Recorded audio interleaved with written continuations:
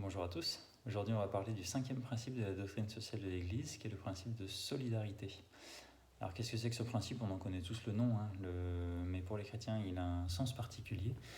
Pour les chrétiens, c'est le sens d'accepter de se donner pour l'autre, d'accepter de mourir un peu soi-même pour l'autre. C'est bien sûr, pour les chrétiens, l'image parfaite de ça, c'est l'image du Christ qui meurt sur la croix pour nous sauver du péché.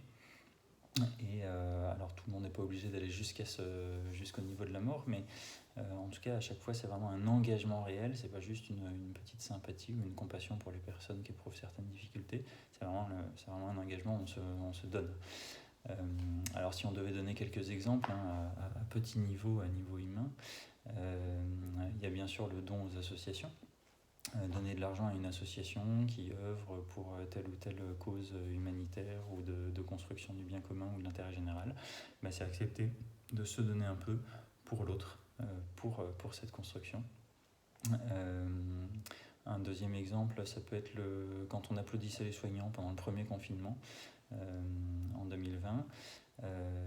Finalement, qu'est-ce qu'on applaudissait? On applaudissait le fait qu'il y ait des personnes qui acceptaient de se donner pour les autres, qui acceptaient de donner de leur énergie, de leur temps, de prendre un peu des risques au travail, de travailler dans des situations qui étaient beaucoup moins confortables que les situations auxquelles elles avaient l'habitude, pour la santé publique, donc pour notre bien à tous.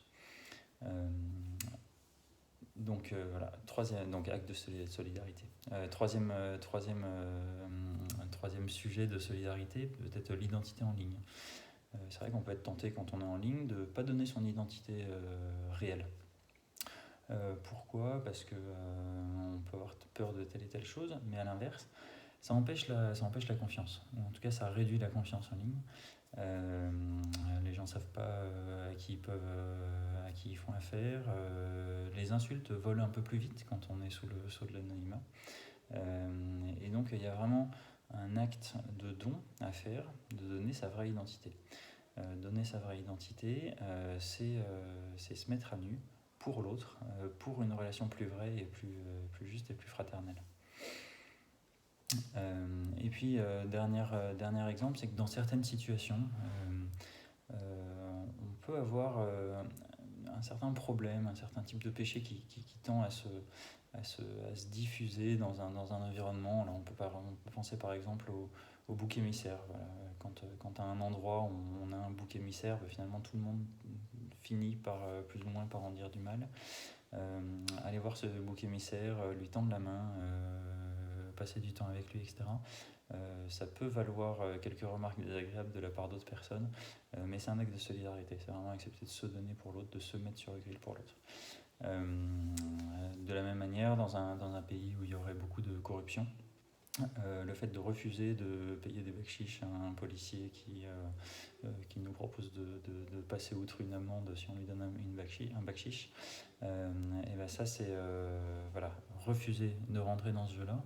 Peut-être que ça nous coûte un peu plus cher in fine. Par contre, ça évite de nourrir ce problème et ça permet de construire un pays un peu plus juste. Voilà. Donc là encore, c'est un acte de solidarité. Voilà, c'est vraiment un principe très très fort, très très puissant dans nos vies que la solidarité, voilà, le fait d'accepter de s'oublier un peu pour passer à autre chose. Et donc on parlera dans une prochaine vidéo des structures de péché, parce que c'est vraiment un concept très éclairant que l'Église nous donne pour analyser des situations qui sont autour de nous.